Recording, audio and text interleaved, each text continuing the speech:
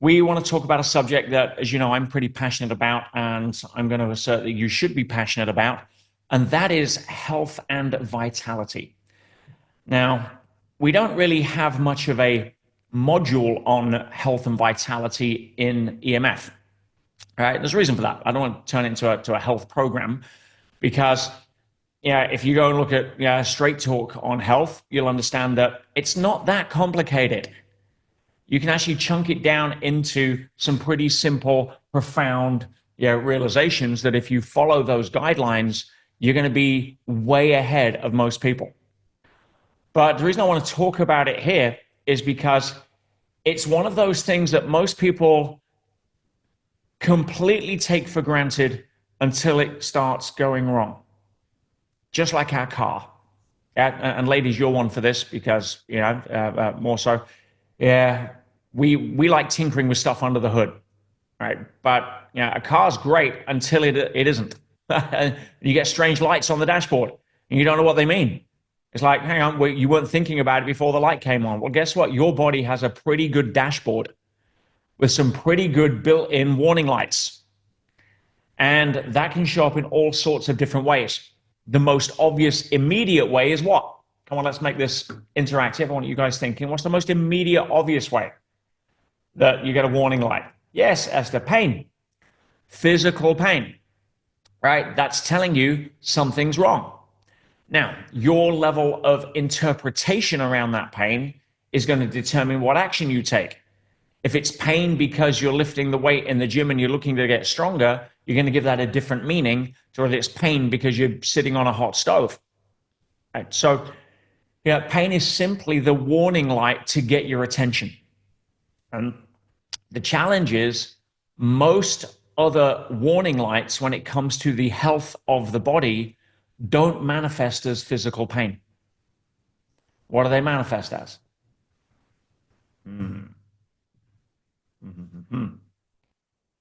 Yeah, they manifest as psychological discomfort.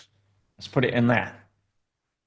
Whether that is anxiety, nervousness, fear, stress, panic, elevated heart rate when you're not engaged in anything physical. All of that stuff is warning signs on the health dashboard. Now, as we know, as a human being, there's two parts to us. Yeah, there's the human side, physical, and there's the being side, non-physical. But they are seamlessly and beautifully and perfectly interwoven. And if we think health is just about the physical side, we're going to be distracted at the bottom of the food chain. We're going to be spending a lot of our time trying to chase, fix, and be distracted by symptoms, not causes. How many people have ran down that road enough? And when you look at depression, depression is excessive stress. All paths lead to Rome. You're going to have a level of feedback called discomfort. You're going to have symptoms that the body's going to use to try to get your attention. Now, that could be a rash, psoriasis, autoimmune disease, MS. All of that is the body displaying a warning light on the dashboard. People say, oh no, my doctor said it's genetic because my parents suffered from it or my granddad had diabetes or whatever it is. We know that's bullshit. There is a predisposition that can impact a certain percentage when it comes to genetics. But we also know, Joe Dispenza, 101, Dr. Joe, genes are like Christmas tree lights. They turn on and off. And we turn them on and off with our mind, our thoughts. And so to turn around and say, well, my family's got a history of breast cancer, therefore, I'm genetically predisposed to it, it's just a lie. Why? Because environment beats will. And if you grew up in a stressful environment because your parents were stressed and that was their warning sign on the dashboard, chances are if you follow that process, mental, emotional pattern, you may have the same warning light on the dashboard.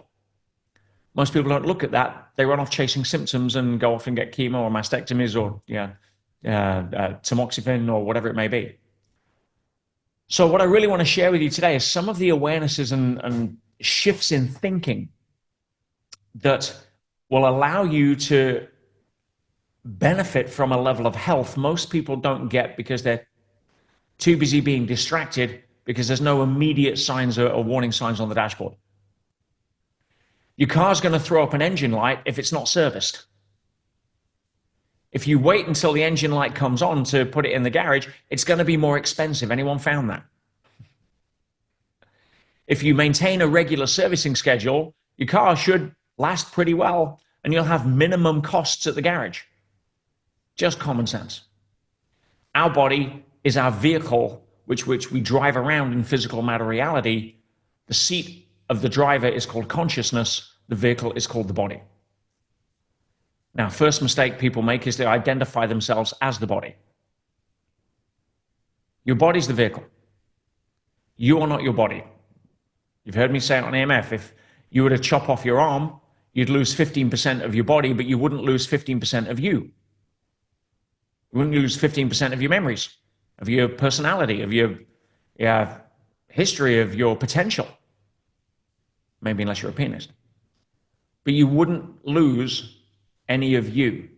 So if we identify too closely with the body, we're going to be subject to the physical rules that govern the body, and we're not going to be able to elevate ourselves higher than that.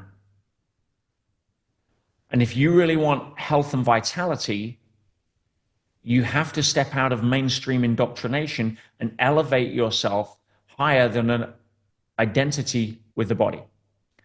So if we are connected to this game for a reason, and what is the reason? What is the purpose of Earth School? Let's chunk it down. Should all know this. What do I think the main purpose of Earth School is? This is my projection, my belief. See what's in the... Okay, well, growth, contribution, authentic, all of that is, spot on. But what is the real purpose? Growing and contributing to an extent is going to be maxed out at your certain level, and you're going to be forced to go to the next level in Earth School. Entropy, we're getting there. We're getting there.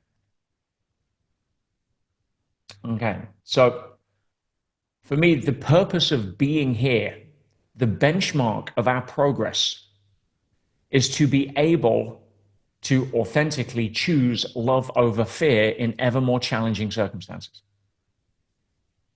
That's our path. I'll say it again. To be able to choose, not begrudgingly, but to authentically be able to choose love over fear in ever more challenging circumstances. Now, if you continue that awareness to its logical conclusion, it means that we're here to become love. No surprise. Now, if we have a perfect physical expression, because nature doesn't make mistakes, it's never done, it's always evolving, but we're pretty well adapted to being in Earth School with this physical body. Would you agree? Yeah, we're pretty well adapted. It's not like, we live on the ground and we need wings to reach the fruit. No, we've got pretty much everything in this body that we need to have a successful journey in Earth School. So if our evolution knows what it's doing, and the body is pre-programmed under the physical rule set to operate like a car is designed to operate when it runs off the production line, efficiently and effectively, why does it go wrong, and what do we do to fix it? Because you will get sucked into 1,000 videos on YouTube about, eat this, stretch that way. These are the 3 exercises to do past 50, right? Now this is the latest, wonder report that says if you include this in your diet or if you exclude that from your diet, everything's going to be better. How many people are confused? Right? So that's why I want to really say what is required at a level that I would speak to EMF students and grads with that isn't going to get them distracted down rabbit holes? What is the primary focus? What is the number one aspect? What is the go-to when it comes to health to allow the car to give far more years and far better mileage than unfortunately most people today seem to be enjoying? And if we come back to understand that our purpose is to become more loving, nature is pretty smart when it comes to the complexity of how it's built the body. And we appreciate the fact we have an inbuilt dashboard and guidance system that tells us when we're off track, tells us when the oil light comes on, tells us when the engine starts to rattle or screaming a little past the revs. All of that's built in if you know how to listen. What should we be focusing on?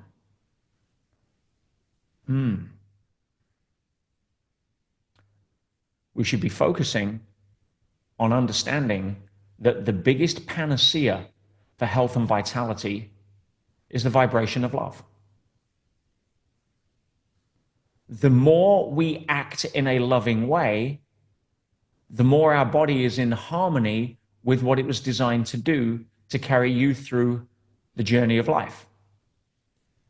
Now, here's where we make a distinction most people, unfortunately, make mistakes on.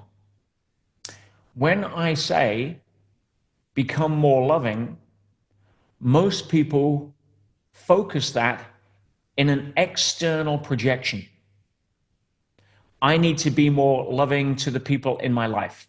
I need to be more loving to society, to God, to all of that stuff. And while that has merit, it's not what I'm talking about. You need to be able to create a far more loving relationship to the vehicle that is carrying you around. And if you don't do that first, all of the projections outwards to be a more loving person to your family, friends, and society is built on the wrong foundation. And most of the time people do that because it distracts them from the harder game in town, which is to fall in love with the person in the mirror, with the vehicle that is doing things that if you were in charge of, you wouldn't be here. So if we really want health, it starts with self-love. And I have seen so many situations where people have experienced warning lights on the dashboard, diagnosis of pick 1,000 different things. And they've understood it is a reminder that they need to focus on the car. They need to focus on servicing that car, not with chemo, not with diets of unprocessed food. All of that has its place. But that's chasing symptoms, not causes. Frequency beats chemistry. And so if you focus on the frequency, and this is where we come back to all the studies, spontaneous remission doesn't happen because you follow a protocol of blood chelation. Spontaneous remission happens because you let go of the stuff that was causing the warning lights on the dashboard to show up. Is this making sense? So why don't people focus on it? Because it's easier to get distracted, and it's harder to look in the mirror and fall in love with something that you've had years of conditioning that isn't worthy, doesn't live up to other people's expectations. I was born short.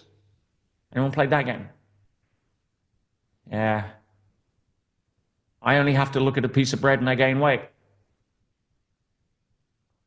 All of this discounting of the miraculous vehicle that you didn't pay for, you didn't have to engineer, you don't pay a lease on, and all it requires is for you to love it and it'll look after you in ways that you have no idea. Or you could go to the gym and jump on a treadmill for 2 hours. Right? That's not the way to play. That's part of the pyramid, but it's not the foundational part. Understand?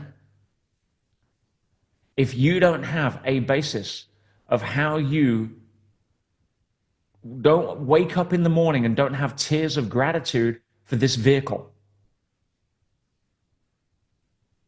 because if you do an emotional flood at that level once a day for 2 to 3 minutes, see, if you can't pay your credit card, your body doesn't care. It's not going to leave you. No one's going to repossess it. No one's going to put the interest rate up on your hemoglobin. But you getting stressed out about your credit card, basically all the body hears is, I don't love you. All the body hears is, I'm not good enough. All the body hears is, I've got to work harder. And unless we lay a foundation of self-love for the body, not me, the body. And I say that specifically because some of you are still struggling to have self-love for me, yeah, with a capital M. So sidestep that, separate your sense of self from the body, and now you can have a level of appreciation like you have a level of appreciation for the car, even if you don't appreciate your driving skills. Make sense? Don't carry your own baggage into your relationship with the most incredible physical gift you've ever been given. Because if you do, it'll give you feedback. Being able to have gratitude, being able to look in the mirror, being able to know that there are so many processes going on per second at levels of precision and astronomical numbers that you can't even comprehend, that you never ever have to worry about.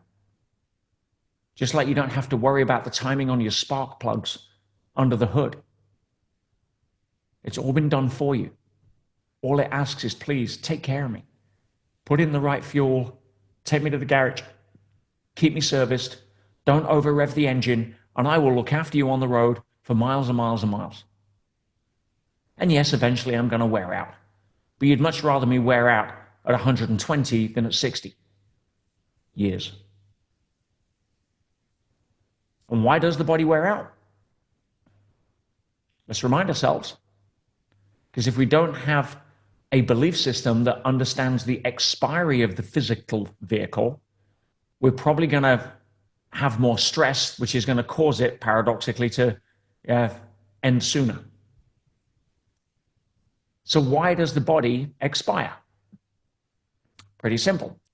What's the purpose? To choose love over fear in ever more challenging circumstances. And generally speaking, at some point in our life, it gets a lot harder to teach an old dog new tricks. Because we have too much conditioning. It's just part of how the Earth School is set up. So as you know, especially if you're a graduate of EMF, what you take with you into the next game is not the memories of the lines of this movie, because that would confuse you in the next movie. What you take with you is your combined acting experience, and you go pick up a brand new script. Now, if you don't have a belief system, however you reconcile it, that deals with the temporary level of mortality and the permanent level of immortality of you, the driver of the vehicle, I'm going to advise you to get that handled. Otherwise, you're going to be stressed out about something you can't avoid, called the end, the last scene in your movie. And that isn't translated into, I love my body. You follow? So if you really want levels of health and vitality, yes, there are practical applications. I went and did a lot of physical training for being able to row across the Atlantic. I needed to have a car that was in good shape to carry me around that racetrack. I knew I was going to push it to the limits, especially when it came down to recovery and sleep. So I needed to go in with a pretty good car. And yes, there are certain physical things I needed to take care of. I needed to have good stamina. I need to be able to have a good VO2 max, a really good zone 2 level of training. That's just practical stuff. If you're going to go on a racetrack, you're going to need different kind of tires than if you're going down the road. That's just standard stuff for the racetrack. Guys, hold it 1 second. My boy is coming. Say hi. There we go. Look at all nice people. Yeah. So requiring that needed some physical attention. Again, like if you're going to get your car ready for a race, you need to tune it up a little and put better tires, probably a higher octane fuel. That's okay. But the foundation of my training was gratitude for the body that was going to carry me across, as much as gratitude for the boat that was going to carry me across. And if you are not having a ritual of being able to demonstrate vibrationally your love for the vehicle you've been given, you're going to get warning signs on the dashboard. Yeah, it's pretty obvious. So rather than give you all of the kind of health hacks, and yes, I'm going to be doing a specific training in a few weeks around mindset and understanding what kind of mindset's required and how I got across the ocean using through me more than by me. Let's put it that way. How you can influence probability in real time with your mind and actually see the evidence almost instantly. And that has to do with understanding what we'd also call there's a acronym. I don't want to confuse you. I'll just explain it. There's Tom Campbell calls it the psi uncertainty principle. If there are less people around to witness miracles, the miracles can happen faster. Because some people just aren't ready for processing miracles, and it induces more fear and uncertainty, which raises entropy rather than lowers it. But there's a way to be able to use your mind to influence probability in real time that you can see in the real world. I'll be doing a training on that, some quantum mastery stuff. But and I was using a lot of that on the boat, a lot. But the health aspects, the actual hacks, how to get better sleep, how to deal with toxicity in the body, that kind of stuff. I'm going to do a training on that in a few weeks where we focus specifically around updates on the physical side. But for you guys, which are more advanced, you would understand and appreciate the primacy of what I'm saying, which is don't worry about that. That is reactive to warning signs on the dashboard for most people. The best way you can service your car, the best way you can have energy, and you've heard me say energy is the product of passionate interest. What's the seat of passion? The heart. Right? Oh, somebody agrees with me.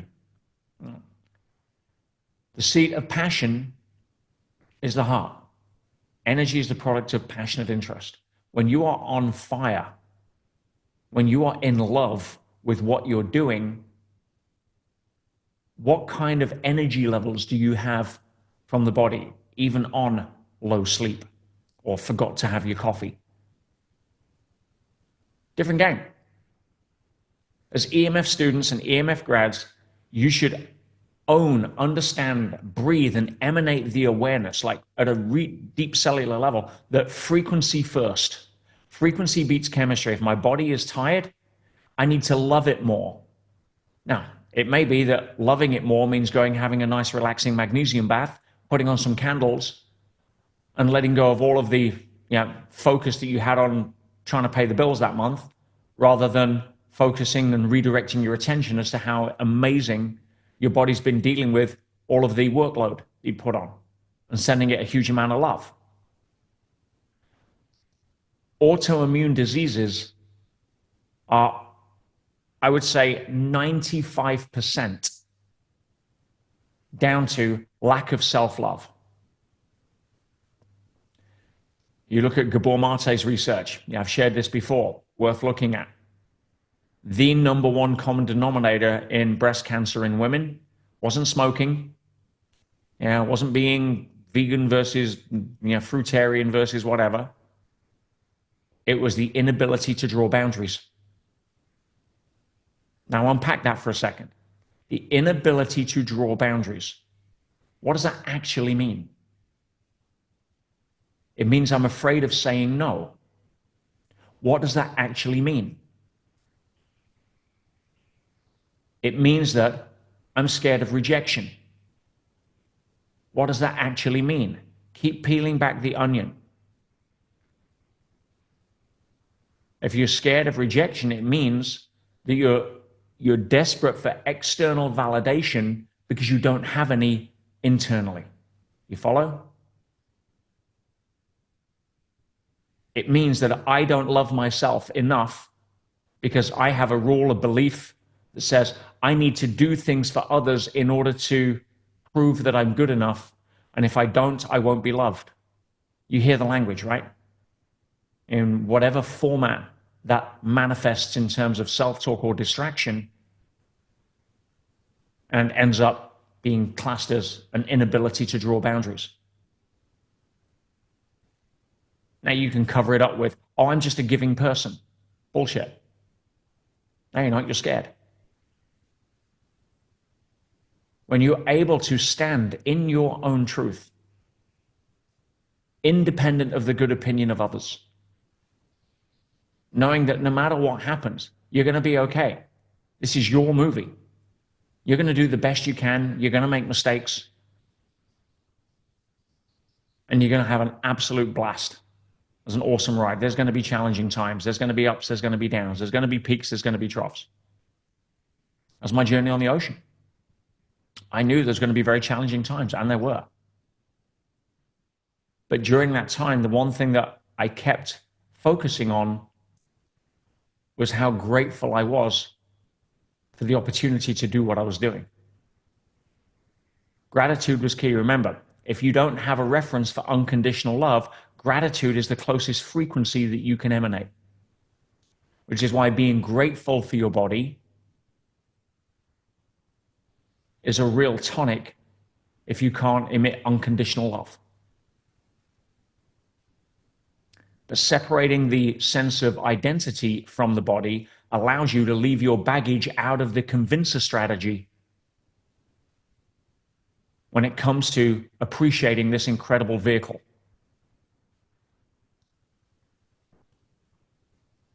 Now, some ways you can appreciate that is probably to stop putting in some of the wrong fuel, but it can handle pretty much most things. Everything in moderation, apart from moderation. If you want a couple of very quick hacks, I want to be mindful of our time on here. Most people are chronically underhydrated. Water is your body's best friend when it comes to, I don't want to say water, I don't mean coffee, soda. Yeah, that's toxic. What about water? Yeah, I drink water. I got 2 big bottles here. All right. But water is key. Second key for that, especially in daytime, is salt. How many people have been told that avoid salt, raises blood pressure, blah, blah, blah, all bullshit. Have you ever thought the fact that where did we evolve from? Where did we evolve from? I'll give you a clue. We swam before we walked. Where did life evolve out of on Earth? Our entire evolutionary genetics came out of saline. There's a reason why we die without salt. We evolved to essentially have a saline, salt solution that our cells are bathed in. So without salt, we can't conduct electricity. Therefore, we get a whole different set of problems. And salt and water can be a very good friend. One of my tonics first thing in the morning is a shot of seawater. You can, purified. You can buy it in health food stores to kick off the day. But I'm going to get far more into some of the mechanics in a training in a few weeks. I've been asked about it quite a lot. But the most important thing I wanted to share with you today is, irrespective of all of that, if you don't have a foundation of love for the body, if you're not fueling it vibrationally with that level of octane, it is going to cause you problems at some point. Stop being distracted by the chemistry until you've mastered and taken care of the frequency. Best message I can give you today.